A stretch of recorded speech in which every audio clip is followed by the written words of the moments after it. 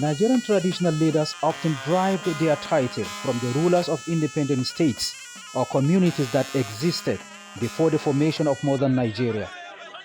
Although they do not have formal political powers in many cases, they have continued to command respect from their people and have considerable influence within their domain and the people. Modern Nigeria encompasses lands traditionally occupied by highly diverse ethnic groups with very different languages and traditions. In broad terms, the southeast, for instance, including the Niger Delta, was occupied mainly by Igbos and related people, the southwest by Yoruba and related people, and the north by Hausa Fulani people, with a complex intermingling of different ethnic groups in the central region between north and south. Before the arrival of the British in the late 19th century, the history of the areas that made Nigeria today was turbulent, with periods when empires such as those of Oyo, Kanem Borno, and Sokoto gained control over large areas, and other periods when the areas were more fragmented.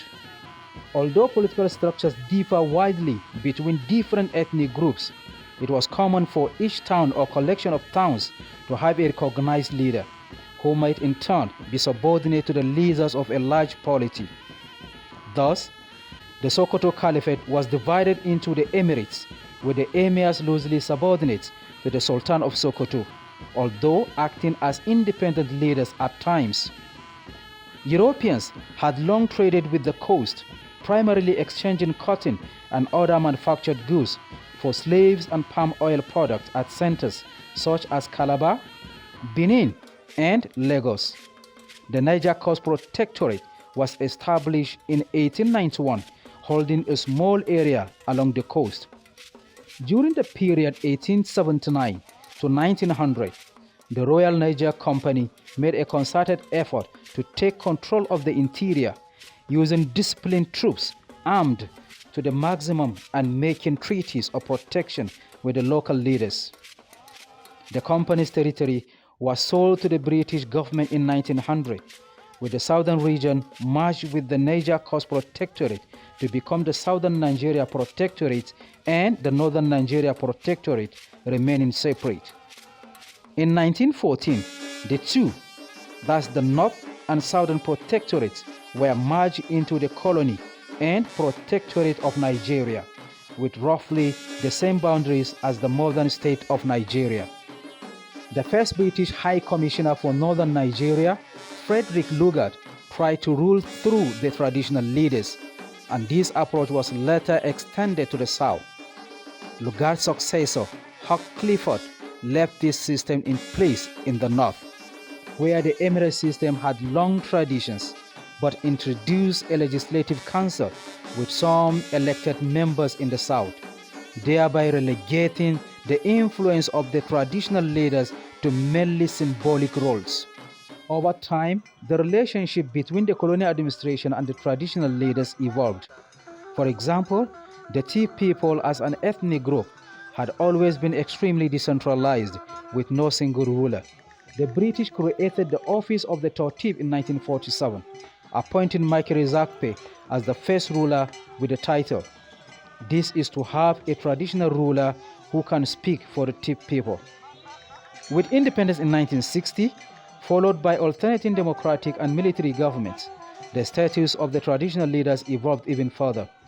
In the north, the emirs finally lost power to the government administration, though said administration was often staffed by traditional notables. Where rulers had previously acquired office strictly through inheritance or appointment by a council of elders, today the government increasingly became involved in the succession processes. In some cases, the government has merged or split traditional domains. For example, there had been two rulers of the Efik people in the area around Calabar, but in December 1970, it was agreed to combine the office into a single one that was to be held by a ruler known as the Obong. The government has maintained colonial classifications. Thus, The appointment of the monarch was attached with grades and level of monarch into first grade, second grade, and third grade monarch. Traditional leaders today are still highly respected in many communities and have considerable political and economic influence. Although they have no formal role in the democratic structure, there is intense competition for royal seats amongst the funded pool of eligible dynasts. These leaders played useful roles in brokering peace between the people and the states, enhancing national identity, resolving conflicts, and providing an institutional safety valve for often inadequate state bureaucracies.